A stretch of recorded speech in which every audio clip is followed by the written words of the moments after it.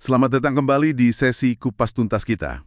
Hari ini kita gali lebih dalam lagi ya, bab 5 dari Find Your Why. Judulnya kan Why Discovery for Groups Part 2, Talking to the Tribe. Intinya sih gimana caranya kita memandu sebuah tim menemukan why mereka bareng-bareng. Betul. Dan bab ini tuh kayak semacam blueprint gitu ya buat fasilitator. Fasilitator ya, orang yang ngebantu tim gitu kan, ngelewatin proses nemuin why kolektif ini.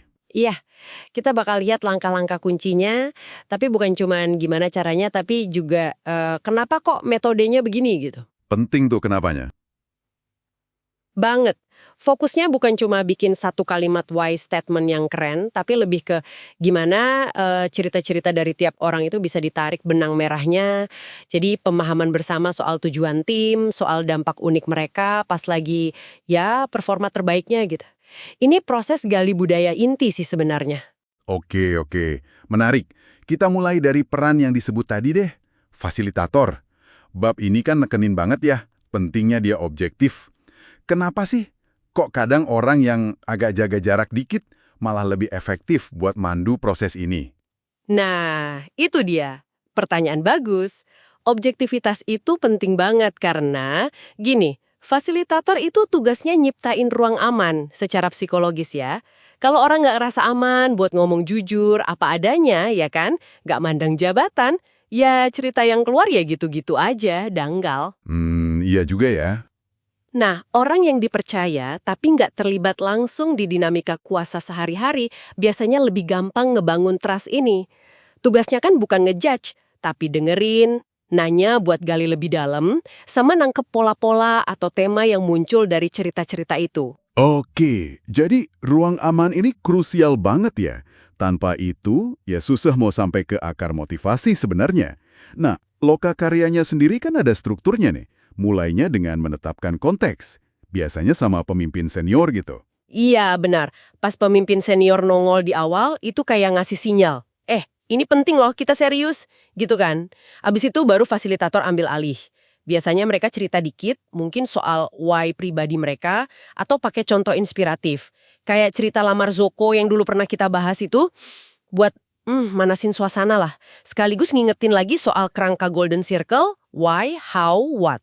Oh, biar semua di halaman yang sama gitu ya, sebelum mulai gali-gali? Tepat, biar fondasinya sama.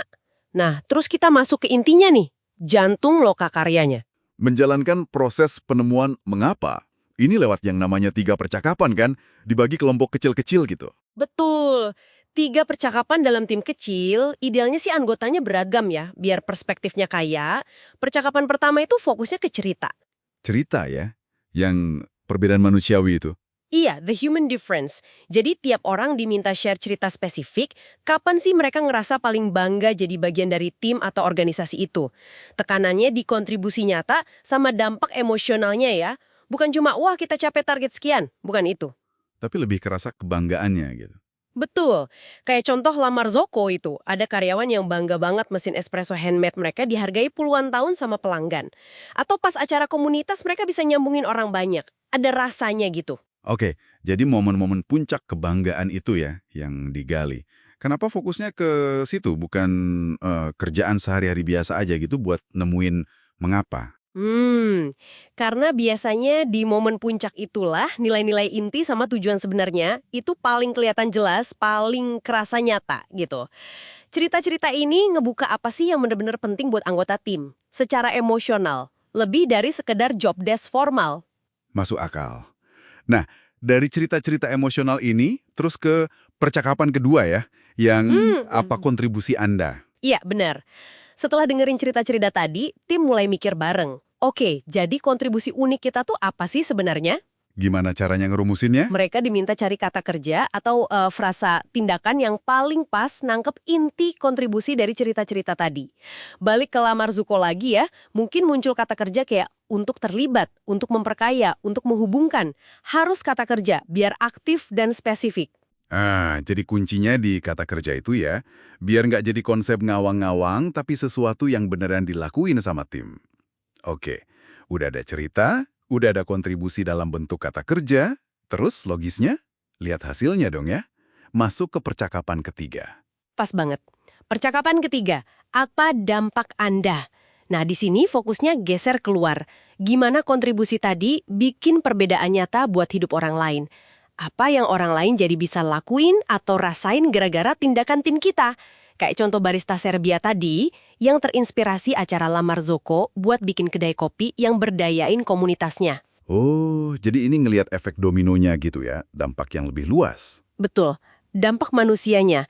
Jadi setelah gali cerita, nyaring kontribusi jadi kata kerja, terus lihat dampak nyatanya, baru deh tim siap ngerangkai. Siap buat menyusun draft pernyataan mengapa gitu. Tepat, langkah terakhirnya itu, semua kelompok kerja bareng lagi, gabungin tema-tema kunci dari kontribusi, percakapan 2, sama dampak percakapan 3.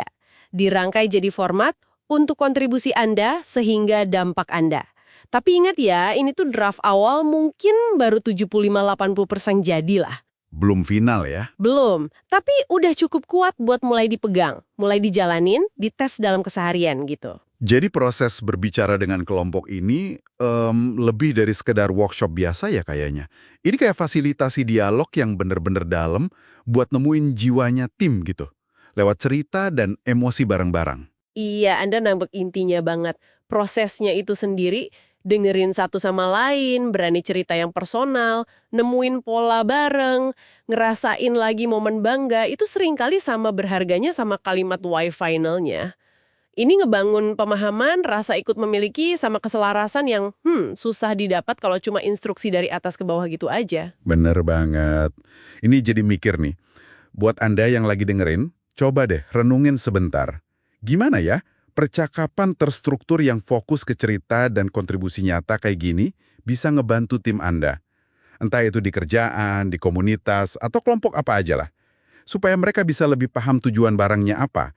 Dan yang nggak kalah penting, gimana sih tiap orang itu nyumbang sesuatu yang unik buat gambaran besarnya? Itu pertanyaan menarik buat dibawa pulang kayaknya.